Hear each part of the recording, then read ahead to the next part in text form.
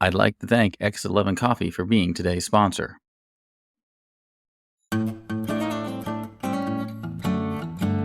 Welcome to Harvest to Pour, the business of beverages, with your host, Matthew Shipp. This is the podcast for all of those who are involved in the agriculture all the way to the distribution of beverages. And now your host, Matthew Shipp. Hello and welcome to Harvest to Pour. I'm your host, Matthew Shipp, and today I am here with Jonas Buxton and Mike Reed, the co-owners of Bearwood Spirits in O'Fallon, Missouri, and home to the barrel bottle technology. And we'll get deep into the technology shortly. But how are you guys doing today? Thanks for coming on the show. Yeah, doing really well today. So Doing far, good. so good. It's hot, but we're living. It is a hot and humid one out today. All right. So tell us a little bit about yourselves, how Bearwood Spirits kind of came into existence. What was your inspiration for creating this business? Yeah, gosh. I mean, jumping right into it, I have a background in engineering and physics. I've got a physics degree from my university here in Missouri. I've been a spirits enthusiast for a while. I didn't really get into drinking until I was in my mid-20s, but I found a real appreciation for whiskey in particular.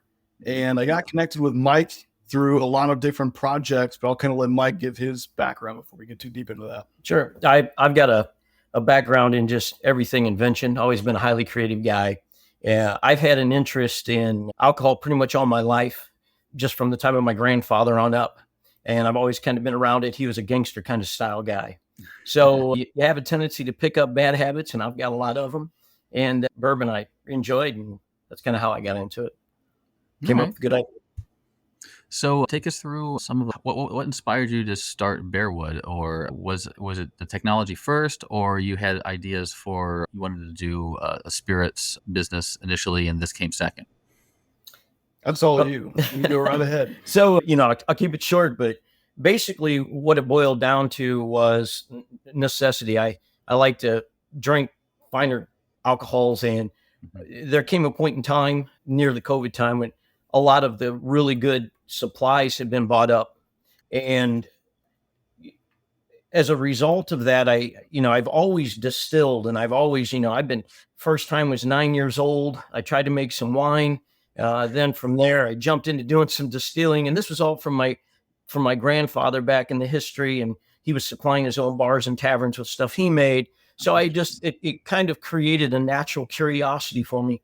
But around that time, I couldn't get what I was looking for, and I thought, well, what if I just start making my own? And at that point, when I started making my own, I started experimenting, and then learning a little bit more about barrels and how barrels work. Not having access to that, it just kind of hit me. Well, what if I made some kind of barrel in a bottle, or the bottle into a barrel where it would breathe and age? I could then make my own, save my own, store my own, and I could do in bottles instead of barrels. And I started experimenting, had it in a pot one day, cooking it around, doing what I was doing, and I noticing the wicking that takes place in wood. And then it hit me. I'll make a bunghole lid right on the top where it'll wick. And that mimics the breathing that takes place in a barrel. Did a lot of research, hooked up with Jonas, did a little bit more science, and voila, we had something that was really good. So and Jonas, works very well. What were some of the science pieces or the research questions you were asking of his patent when you're creating the bottle, creating the product? There we go. Yeah, that's a good question. I mean, we wanted to know how long the sphere would need to sit with the wood in order for it to have an effect. What kind of temperature and humidity fluctuations would it really need to experience to be able to effectively age with that wood like it would be if it was still in the barrel? We were also curious about what kinds of different wood species would actually be applicable to this technology, right? Barrels are made out of oak, usually because that's the only wood that is dense enough not to leak. Because your spirit is going to leak out the bottom and the sides of the barrel over time. But since we don't have to worry about leaking, since there's all glass surrounding the spirit and the only access to wood is what you have on top, that opened up the doors to be able to play with tons of different kinds of wood species. I mean, what we have here in front of us is oak, but we've done hickory, maple, cherry. We can do amburana wood, Brazilian jungle wood. I mean, the possibilities are limitless. We can even bring history back, like stuff that was done 1,000 years ago that you can't get anymore. we'll be able to bring it back. Okay, And so smaller make it volume. really. Okay. Now, when did you realize this was going to become a business? At what point were you like, oh, we have something here? So sitting around drinking, and we were having some drinks and talking about, the differences. At least I was doing this. I met Jonas. When I met Jonas, what ended up happening is, well, hey, I kind of knew a Jonas previously from some things he had done. And I had brewed some of this up, sat some of this for a little while, showed up and met him one day, kind of through a friend in a way. And I said, hey, you got to try this. It was told the stuff I make was kind of rock gut terrible. I said, but man, it really smooths this stuff out. Mm-hmm. Gave him some tequila, gave him some bourbon, and he was blown away. Yeah. I mean, I still remember that day like it was yesterday. Mike brought a few bottles that he had been saving up for a while. Bottle of whiskey, bottle of vodka, bottle of tequila. And the vodka, typically being clear, I mean, it looks like this. Maybe not that dark, but it was an amber color. Same with the tequila, like a golden amber. And then the whiskey was almost black. I mean, it was so dark. And I tried each of them. Started with the whiskey. That's my favorite. And it was just deep, rich, smoky. And it had been sitting in the bottle for only a few months. It was amazing. Vodka isn't something that I like to sip on, but I tried it. It was a sipping vodka. It's really great. And then the tequila was the most shocking in my opinion, because usually tequila, you just have to throw that back and, one of the things, buying a $200 bottle. One of the things that got him, I think, was the fact that we started talking about chars and soaking the sticks in different flavors. And then he had an aha moment at that, like, and we could do a lot of different things with this. Yeah. All right. So as you started to realize you had a business here, what were some of your initial challenges of kind of getting it up and going? And you also even mentioned, even just from the purpose of the spirits, you weren't having. You said you had kind of some rock gut spirits, but you had something that was changing them. How did you overcome some of these hurdles, identify what you wanted to get, and what were some of those initial challenges hurdles you had to leap? Yeah, definitely breaking into the spirits industry. There is so much regulation, and there's a lot of red tape that you need to be able to cut through in order to really get going. So not only, it almost seems like you already need to have a functioning distillery before you can get a functioning distillery recognized as a business. You've got to have a physical location, an address, so that inspectors can come out and check you out, give you licenses, all the permits, etc. That was definitely the biggest hurdle, working with the TTB and everything else. And so what I did was I have a family friend who owns and runs his family's distillery. Partnered up with him, and he really just was able to show us the ropes. And instead of having to do all my research and headhunt for people who can answer my questions, it was just the one guy. I could just go right to him, get all my questions answered. He can connect me with the exact person I need to get connected with really fast. And through him, we were able to get going a lot faster. So really getting that immediate mentorship was critical in the very beginning. So, that's good, yeah. Okay, yeah. I like how you mentioned that. Oh, go ahead. You understand why bootleggers become bootleggers, because of the government. So. Yeah. Well, I mean, I really like that you sought out mentorship, and that's a great piece for any business in the beverages to seek out that mentorship. Somebody who come before you can really help you avoid those pitfalls, so you don't have to learn about them yourself the hard way. Yep. What's right now your current biggest challenge you're having right now as you, I'm assuming you're scaling and growing your business? Yeah, we're scaling. It's really just getting out there into the wholesale market, right? So right now we are only available in one location. That's the Beer and Barbecue shop off of Mid Rivers Mall Drive. We're looking to get into more locations. It's just getting through to the gatekeeper. I mean, we have a very good products. It goes over extremely well at tasting events. This last tasting event that we just did a couple of weeks ago, every single person, or at least couple, who was there at the event ordered a bottle. Okay. And what else is shocking about that is we've noticed females as well. People that wouldn't particularly be that heavier drinker have been making the remark, it didn't have that burn I was expecting, and that, hey, there's an untapped market there maybe. And you also mentioned you don't directly distill. You are getting. We're going to touch on this a little bit more in detail, but you are right now sourcing your spirits. Is that correct? Correct. Okay. You want me to talk All right. about that? Yeah, we're going to get to that in just a second. I just wanted to kind of preface that with taking us into our harvest to pour journey. Now, for our listeners, if they've listened much, they will know that the harvest to pour journey is I'm interested kind of the business behind the beverage. Harvest, how you source, why you source what you source. Why is that important in building your product? How do you make your product uniquely yours? Which I think it's pretty obvious. I'm looking at it right here, but I want to definitely dive into what makes Bearwood Spirits so unique with its bottles. And then the pour is sort of the marketing piece. How do you get people to find you, come back, and tell their friends? So let's just step back into the harvest. So, like I said, you do right now source your spirits from different distilleries. What is important about that? What are you looking for? And what are the kind of some of the challenges you've met while trying to find the right spirits for your product? Yeah, great question. So when Mike first came to me with the concept and he showed me what he was able to do with the bottle and with the wood on the inside, I realized really quickly that this is what was special. This right here. Not so much him distilling his own spirits or anything like that, but this is what was key. And so instead of, and this actually is a really good bridge because we were talking about you almost need to have your own distillery to start your own distillery. If we were to try to spin up our own distillery and be able to produce at a scale in which we'd be able to become profitable, it would be a huge undertaking, a huge investment to get the equipment, to learn how to make it work. It makes so much more sense for us as business owners to focus on what makes us unique, which is this, and then to be able to leverage the expertise and the professionalism and the outstanding craftsmanship of people who are already doing what they do best, which is the distilling.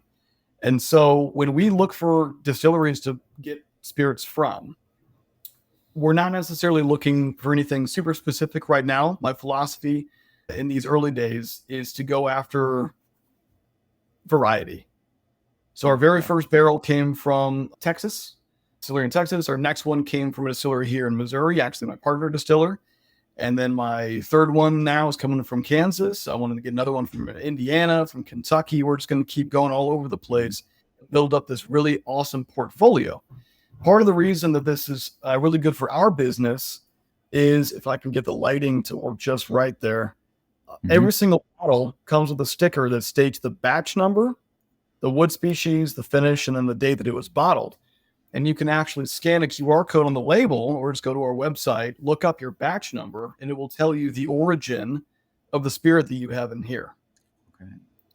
So we don't actually have an ongoing production where every single time you go and get a bottle of Bearwood whiskey, you're not going to be getting likely the same even mash bill, different stores and different locations and different times, because we'll get a barrel pick from a distillery. That barrel will produce around 250 bottles.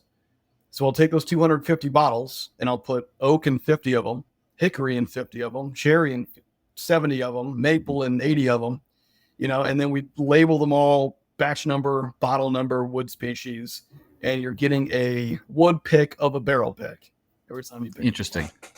What's cool about that, Matt, too, is we could get the same batch. It allows us to start developing a little community where we can actually sit down and say, hey, you want to try mine? Let's try ours.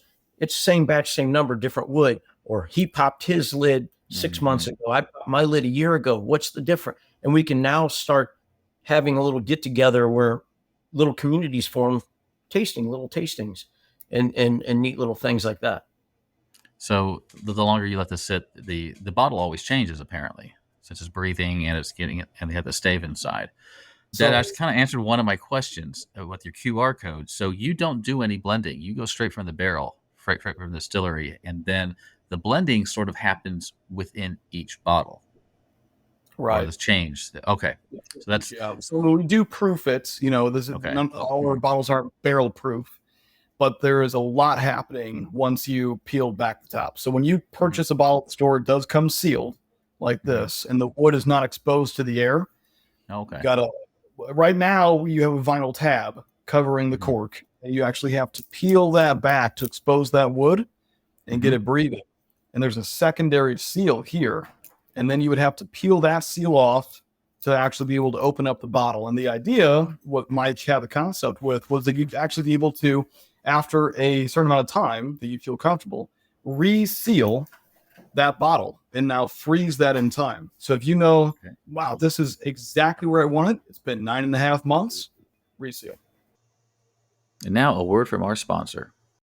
Exit 11 Coffee is there for your on-the-go lifestyle. With 8 convenient drive-through locations, they bring quality coffee to your car window.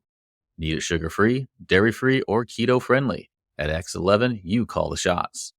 They've got options for every diet and taste. The best part, every sip supports local farms and businesses. So swing by Exit 11 Coffee, where great taste meets small-town values without slowing you down.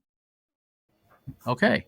Well, that's a great segue into how you're making it uniquely yours. I think we've been on this journey a little bit, but I just want to focus in on it just a little bit more.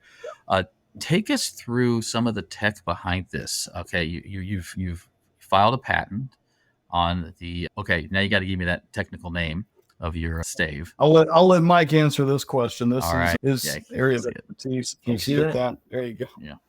Okay. And you can also go to his website and download the patent as well, I believe. Yeah. Correct. Okay. And you asked what the technical part of it? Yeah. So basically, in our research that we did, and we did the math, we probably have about a 30% more coverage than an average barrel. So surface area to volume ratio, wood to spirit within the bottle. It's about 30%. The other thing is when you have a barrel, what's happening in the center is very different than what's happening on the outside of the barrel. Whatever's closest to the outside gets more love. It's going to taste better than what's in. Hence a brand like Jefferson's, it shakes it or something like that. If you're mixing up the barrel, what we do in ours is it actually creates a rotation through the stick. So it's continuously rotating itself with barometric pressure. And what we noticed is the drier it was, the hotter it was, the colder it was, we would get either different colors or different moisture, because this will actually turn moist on the top. You'll actually see it. Then it kind of occurred to us, we've just turned the whole world into a rack house. So if you live 20 floors up in this high rise and you're downstairs in the basement, there'll be 2 different aging limits. Barometric pressure is different.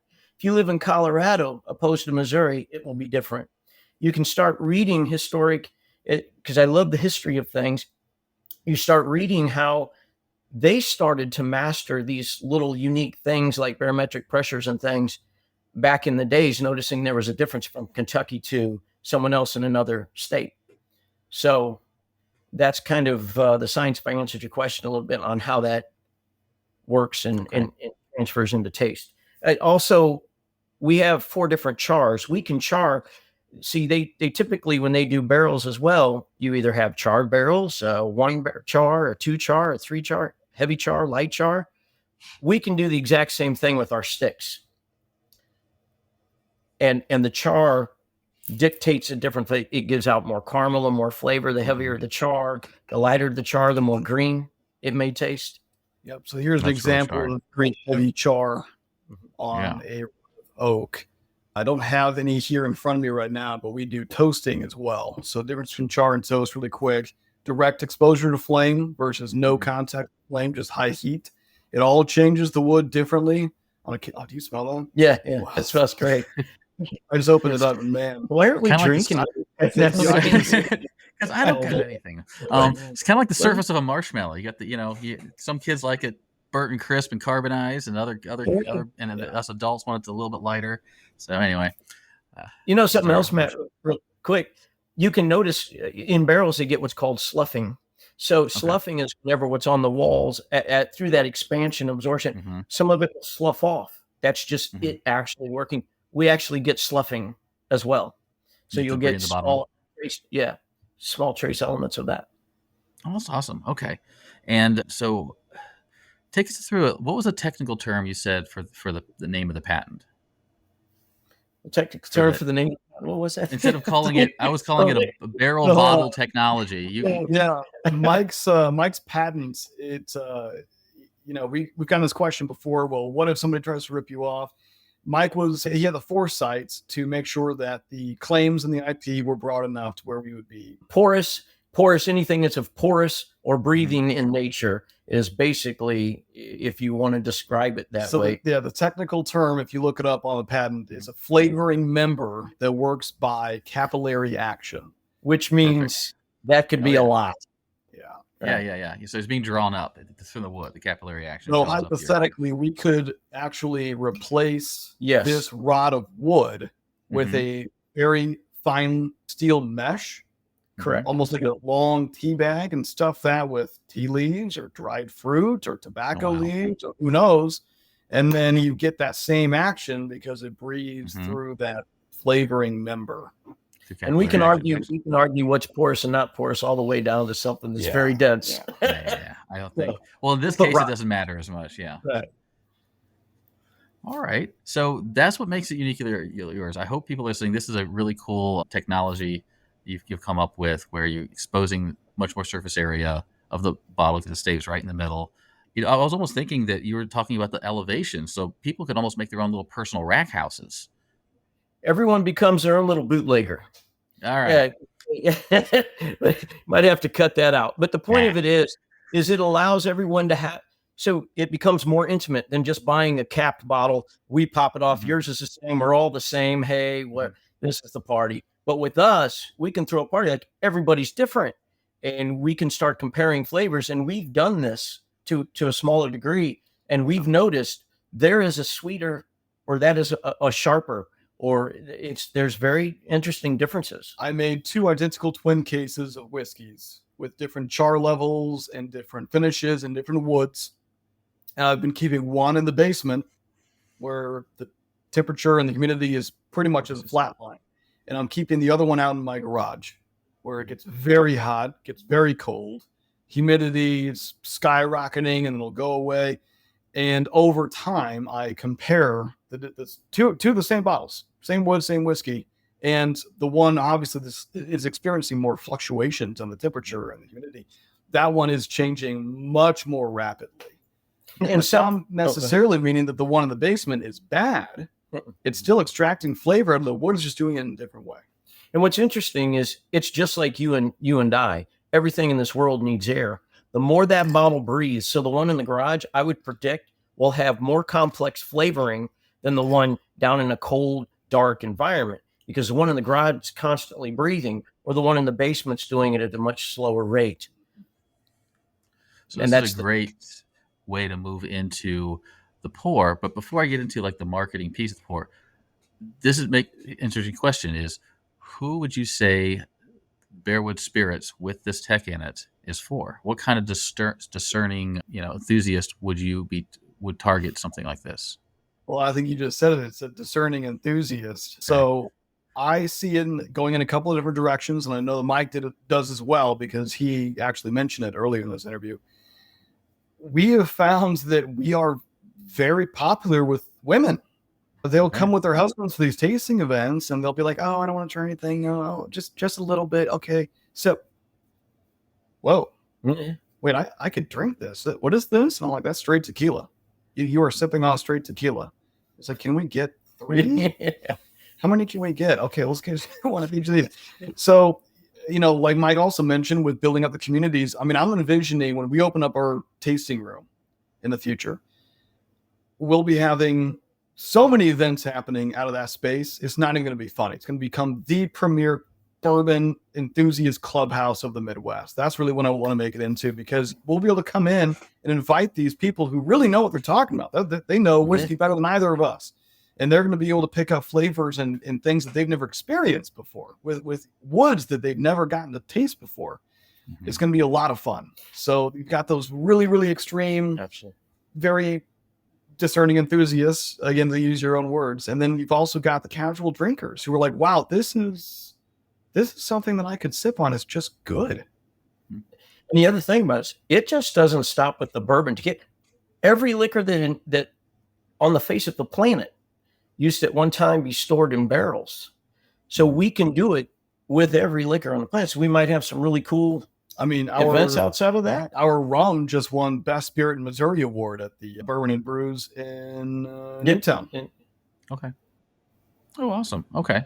And so now I want to move in. That was your ideal client, as you say. What about how's the marketing for Bearwood? What are some of your challenges getting that out? What are you currently trying that kind of keeps your people discovering you and coming back? The marketing is everything right now because we Okay. recognize that brand is 90% of your success in the spirits world. We also want to make sure that besides owning the patents, we want to make sure that we build a brand that is strong enough to the point where when people see a stick in the bottle, they're like, oh, that's Mhm. Bearwood. I know what that is. That's Bearwood. And doing that is challenging, especially in these very early days, because we're only in one store right now. We're trying to get into more. We're like a 1.5, 2-man operation from working full-time, part-time, and getting the word out is tough. I'm not a social media guy myself. Eventually, I think I need to just hire somebody to be posting pictures and everything for me because it's just not my cup of tea. We become very social when we drink, though. That is one of the benefits of bourbon. One of the other problems that kind of touching is we're re-educating the world on what's going on. No one understands immediately. They think it's just another bottle you put the top on with. No, it's not a bottle with just a piece of wood in it. This is revolutionary to the entire industry. One of the funniest things, I can't tell you how many times I've been at a tasting event and I'm talking to a group of 5 or 6 people and I'm giving them the whole spiel. I show them the bottle and everything. I'm like, okay, would you like to taste it? And then I go like this, and one guy in the crowd will be like, oh, the stick's in the bottle. I'm like, yes. What were you listening to? Where else would it be?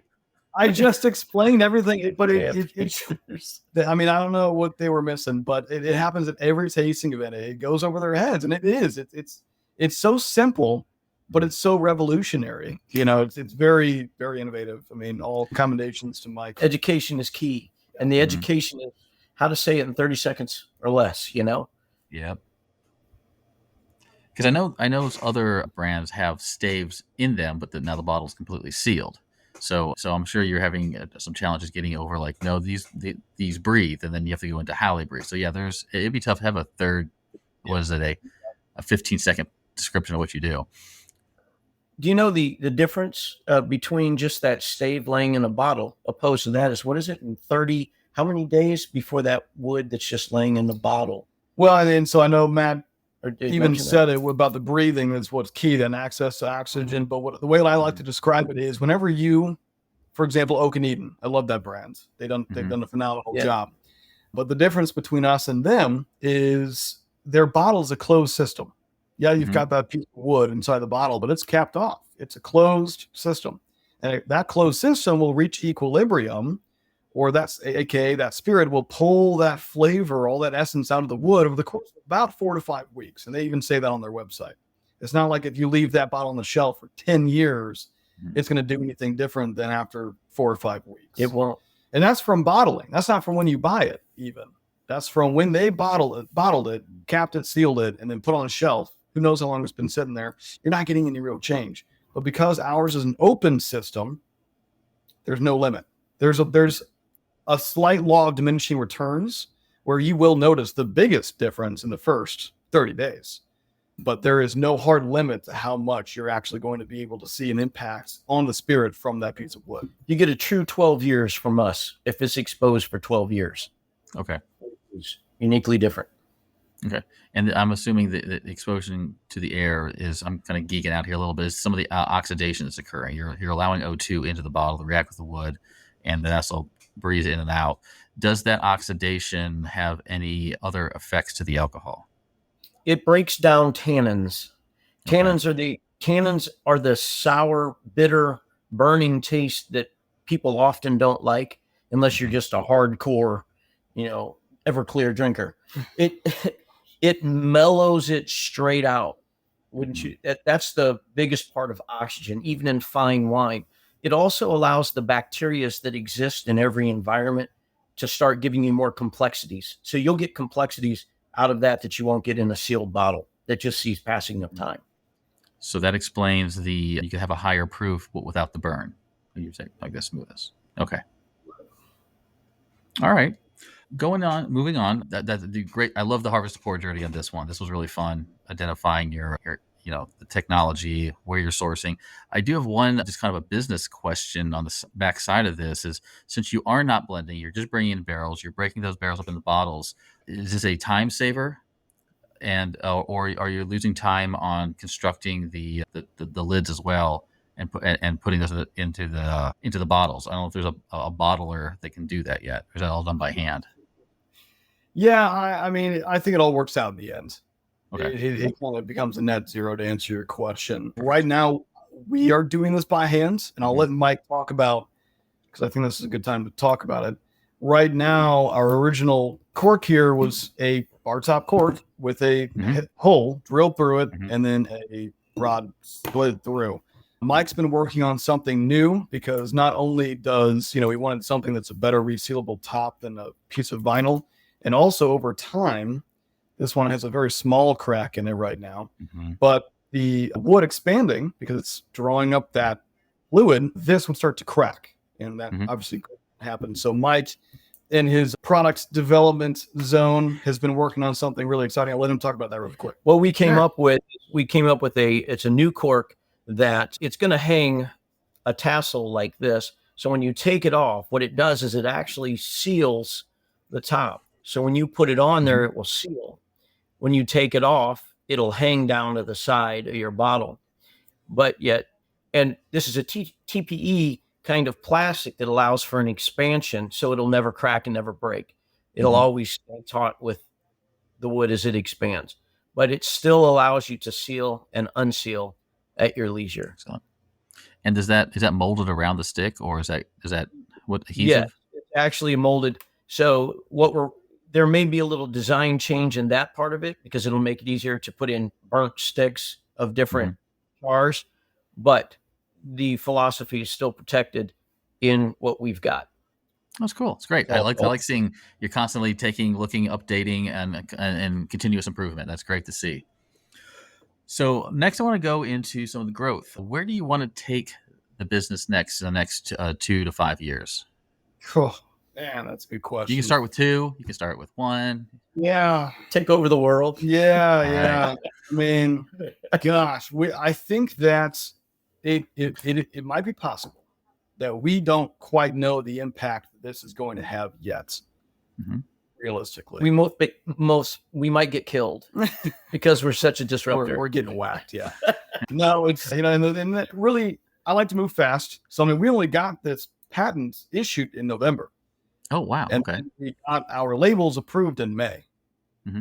So I mean, it's been about 1 year since you and I had that first meeting. I think it was in August of last year, and so and here we are. So in 2 years, I would really like to have a tasting room opened up. I'm looking to do that this fall. And then from there, it's just going to be scaling. I mean, I want to be in all of the major liquor stores. I want to be in all of the fanciest bars. Yeah. And I am taking the approach right now of own your own backyard. So I am solely focused on Missouri, and really even smaller than that right now. I'm focused on, the Eastern District of Missouri.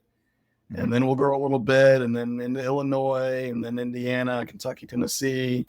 We'll start to go from there. But we're not trying to come out of the gate and be in all 50 states.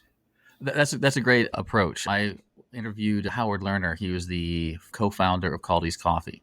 And that's kind of what he started. He started local, and he would just draw circles. And then basically, if he couldn't get there through a mailer, he'd do it by foot and just kind of grew it out. And eventually, those pools started their own pools, because then you started getting referrals, and those referrals start referring, and you are literally one drop of a stone into a pool, creating that ripple, but you are starting right. So yeah.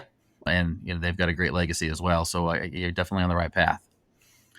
Matt, when Jonas had mentioned, we just don't know how far. One of the interesting thoughts I had someone mention to me is, have you ever thought about what you're going to do to the cooperages that exist that make barrels? You made them, you don't need it. Or what are you going to do? I always thought that was kind of an interesting thing that someone had said to me, kind of backing up on that. I thought, could it really have that kind of impact? If it did, that would be a huge thing. So Anyway. Yeah, it could be. I mean, I know there are some of the cooperages are updating their barrels a little bit, where so they're actually running verticals through their barrels and then turning them. So they're kind of adopting that. So the only catch they'd have on you is volume over, and that'd be about it.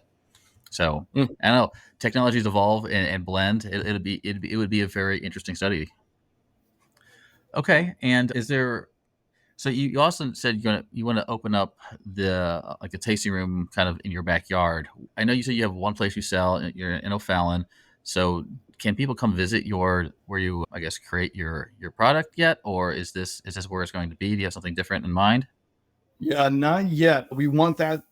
Come visit us to be that tasting room. Right now, the best way for people to get in touch with us if they want to come and try anything is to keep an eye on our website and our social medias, as sparse as they may be, in order to look out for when we're going to be next. Right, we're always going around in our local area. Right now, I'm trying to fill up our calendar with as many tasting events as possible, getting into as many different locations for free tastings, just really getting that word out. And so far, that's been pretty effective. Almost every single person who tastes it is like, yeah, I want a bottle. Awesome. Okay. And so two of you have come from we have two technical backgrounds, but from two different places of wanting to always kind of interested in the spirits and then taking this technology to combine to make Bearwood. What advice would you have for someone who wants to start a business like this? You want to start them on? Yeah, fine. It's funny you asked that. I did have somebody younger than me, ask me, I would like to start a business, but I really just don't know where to start. And I'm like, okay, well, work backwards. Yeah. What do you want to sell? This product. Okay. Well, what do you need to do in order to sell it? I need to be able to make it. Okay. Well, what do you need to make it? Money. So, it all does come down to like, all right, well, you need to come up with a way to effectively pitch your idea to certain kinds of people who would be willing to give you money in exchange for something. That could be, there's tons of different ways you can do that. It could be a Kickstarter project where you promise early adopters, a bottle, so to say, or whatever your product is going to be. You can approach investors. You know someone who knows someone who knows someone who knows someone who can get you some money. So networking is key. And then knowing how to effectively pitch your idea to early adopters or investors. And if I were to give that a true, honest answer, the actual other key is you have to be diligent and determined. When you're willing to learn. Yes. When you have a vision, one thing good about Jonas and I is there's give and take, and you're going to have that relationship. You need others to help you. It's very difficult to be just a lone guy trying to do this. You can't do it all. So it's that determination, stick to it. And the naysayers, you cannot listen to the naysayers at all. Everyone will be a naysayer telling you how you can do it better, why you're not going to be able to do it, and whatnot. There are so many easy reasons to quit, and it's difficult to stick to it. But if you can do that, you get over that hump, then you can start seeing the land laid out before you. And that's kind of what's happening to us. We're starting to realize, and it's coming together. Okay. All right, I got a couple more questions here. This one's kind of fun. So, in your business, what is your favorite beverage? And when you're out in the town and you don't have access to Bearwood, what is your favorite beverage? Everything. No, my favorite. I do like bourbons a lot. I used to drink and make a lot of beers, but man, I like a lot of old fashions. That's one I like a lot. I do drink neat. It just depends on what I'm drinking. I like my own product. Obviously, I'm partial to that. And then I like to experiment. That's kind of that natural part of me. I used to have this thing I called new drink night, where we would just kind of mix shots together, and the sucker that didn't have any money for the night, that was just freeloading, had to drink it and tell us what it tasted like. So those are kind of fun little things. I've always just new experiences, and that's part of what created this as well. Excellent. For me. What about you, John? Yeah, my favorite spirit of ours actually has got to be this one. This was a limited edition release for the 4th of July as bottles. I think you guys saw that earlier on the 4th of July. Tree of Liberty, Spirit of 1776, so what we call this one. I love this one mainly because of the extremely heavy char on the oak. I didn't show this before. I'll show you again. I mean, we nuked this thing. Super heavy alligator char, and it just imparts such a rich, smoky flavor profile to this particular batch. I love it. I really love it. I cannot wait to do this again next year. I'll probably do it again next week just to see what it tastes like. But the 4th of July release is going to be an annual thing. But yeah, I really like this one a lot. When I'm out on the town, I like Irish whiskeys. Not really sure why. That's just what has popped up and become a profile that I enjoy the most. But old fashions are probably my go-to. I like them smoked when I can get them. And ours goes great with old fashioned. And I was saying, maybe I missed that whole question that she asked. One of the ones I really liked a lot that we made was our tequila. The tequila was fantastic. It was just really good. But I think I had some of that. Yeah. So I was kind of thinking of myself, you're telling you what your favorite Bearwood drink is. I was like, well, it would almost answer would have to be, it depends. It's like, even with the one with the dark stave, he's going to be like, well, I like it rested, breathing for 3 months in 65 degrees at. Yeah. Where do you like your one bottle? So I actually, this one in particular, I popped this open on today's Monday. Gosh, maybe. So you do have a way of tracking that in the bottle. Yeah, 5 days ago. Oh, that's awesome. Okay. So I was a fool and didn't write it down, but there is a blank spot here. So there's bottled and then unsealed, and that's left blank intentionally so that the customer can write, okay, I popped this top on bottle, whatever date. You could almost put more variables on there, or sell little booklets with variables on it, so they can just. It's how geeky some of these enthusiasts can get with where they like it, where they want to stop it, and that'd be interesting. All right, cherry's been a good one. Cherry's been very smooth. That's a hard question to ask, and you can mix them in many different drinks. I mean, that's. I'm a traditionalist. I do like the traditional heavy charred oak kind of. It goes good in the old fashioned. It just goes with it. So finally, go ahead. Go. Last thing I'll say on that, because you can pinched on it. When you come to our tasting room, for example, and you order an old fashioned, you're not going to get an old fashioned. You're going to get a flight of 4 little old fashions, each with a different whiskey base. So you'll have an old fashioned. It'll come in a tray with 4 drinks, of course, all proportionally sized. But it will be maple, hickory, cherry, and oak. Here's your flight old fashioned. So it's going to be quite creative, and we'll be able to expand even more on that down the road. Yeah. So you'll be able to just get it can be really cool. Bespoke. Awesome. Yeah, I believe is the word. Bespoke, yes. So bringing up on the bespoke and the opportunity for people to try Bearwood, do you have any upcoming events or promotions you guys like to talk about?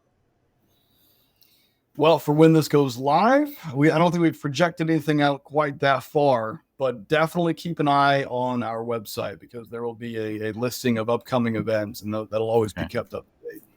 We do have one with Mike coming up. And it's going to be in August. So he said we're going to be live in September. September. Yeah, I think so. September this should go out. So yeah, we've got a really awesome big tasting, which if you can help us promote it still, it's going to be August 20th. At Shortleaf Brewing in Wentzville from 7 to 9. And that one's going to have ticketed events, but it's going to be great. We're overachievers. September. That's great. Shortleaf is a good partner to have in that. He is definitely one of the overachievers. So. Yeah. All right, guys. This has been really educational. I really liked how you were talking about bringing in this new technology, the pushback you get from it, and pushing beyond that. Discovering you have something here and then you have a business, the time and the effort you've taken into a continuous improvement of the technology in this bottle is really, I think it's really cool. You're the first people I've talked to where it's like, here's a patent for something we've invented that could change the industry or just really make it fun for enthusiasts to try something out new. And of course, as you grow, hopefully you get your tasting up going and you get that marketer you're looking for. All right, guys, I really appreciate this. This has been really good. I really thank you for your time. And again, if you guys anybody wants to check out Bearwood Spirits, I think it's your website. is BearwoodSpirits.com. bearwoodspirits.com, and I'll have that in the show notes, and check them out. Check out their event page for where you can find them. Are you going to be only in Missouri, or are you outside of Missouri as well? Right now, we're just in Missouri. Okay, just in Missouri. So come out and visit us and check out Bearwood Spirits. Again, thank you very much, guys. Cheers. Yeah. Time for a drink. All right. I think so. Yep. Thanks, Matt. Thank you for listening to Harvest to Pour, the business of beverages with Matthew Ship. Check the show notes for our guest contact information. And connect with Matthew Ship on LinkedIn today.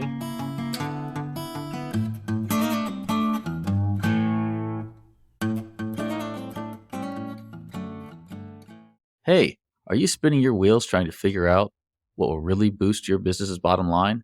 At Emberry Solutions, our Profit Priority Workshop is here to cut through the noise.